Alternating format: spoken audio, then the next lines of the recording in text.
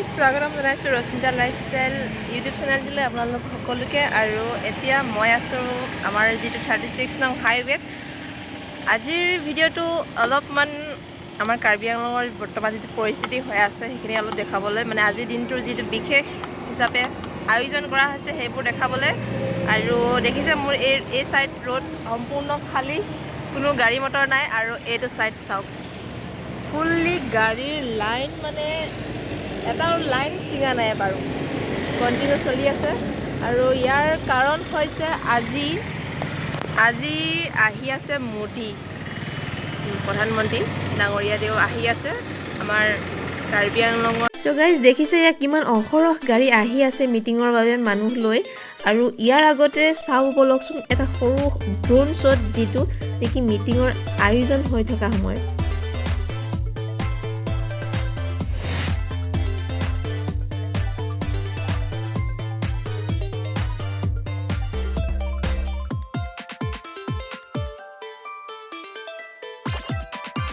কিছুদিনৰ পৰা খুবেই বেছি ভাইৰেল হৈ থকা এই ড্ৰোন শ্বটটো চাই হয়তো আপোনালোকে অনুভৱ কৰিব পাৰিছে যে কিমান বেছি এটা হেভি বাজেটত এই মিটিংখন আয়োজন কৰা হৈছে।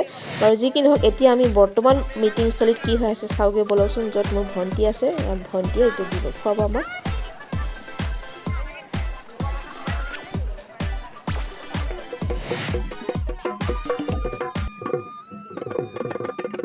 আৰু এয়া হৈছে কাৰ্বি আংলং নৃত্যপী এটি উখল মাখল পৰিৱেশ, য'ত সকলো জাতি জনজাতিৰ লোকসকলে নিজ নিজ সাজ পোছাক পৰিধান কৰি নিজৰ যি কলা কৃষ্টি সংস্কৃতি আছে সেই কলা কৃষ্টিসমূহ পৰিৱেশন কৰি আমাৰ ভাৰতৰ যি প্ৰধানমন্ত্ৰীগৰাকী তেওঁক এক উষ্ম আদৰণি জনাবৰ বাবে সকলো ৰাইজ আমাৰ সাজু হৈ উঠিছে।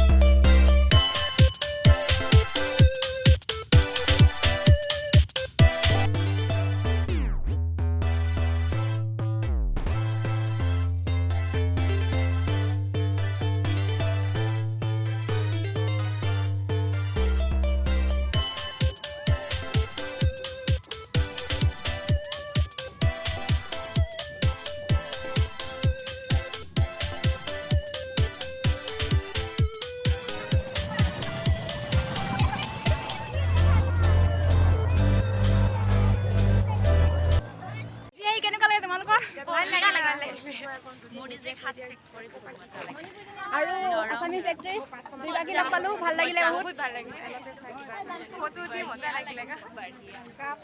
ফাৰ্ষ্ট টাইম লগ পাইছোঁ কোনোবা চেলিব্ৰিটি আছামিজ, ভাল লাগিলে সকলোকে লগ পাই। মামাক লগ পালোঁ। মামাক লগ পালোঁ, দাদাক লগ পালোঁ। আৰু এইখিনিতে মিটিঙৰ শেষত ঘৰলৈ বুলি আহি থাকোঁতে ৰাস্তাত কেইগৰাকীমান বৰমা লগ পালোঁ বোকাজনৰ পৰা অহা। তেওঁলোকে বৰ সুন্দৰভাৱে বিহু নাম গাই আহি আছে, গতিকে ব'লকচোন অকণমান সহযোগ কৰোঁ।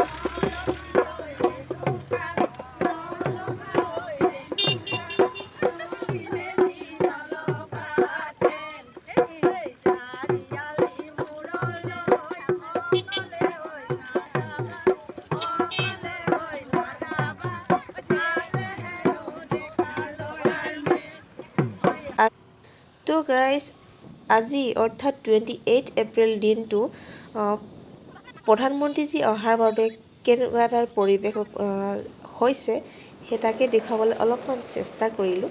ক'ৰবাত যদি কিবা ভুল ভ্ৰান্তি হয় ক্ষমা কৰিব। আৰু এই যে গাড়ীৰ যি জামেই কওক বা শাৰীয়ে কওক, যি দেখা পাইছে এয়া মিটিংস্থলীৰ পৰা প্ৰায় 9-10 কিলোমিটাৰ দূৰত্বৰ অৱস্থা। একেবাৰে লানি নিচিগা গাড়ীৰ শাৰী, গাড়ীৰ সোঁত, এয়া সকলো ৰিটাৰ্ণ হৈ আহি আছে।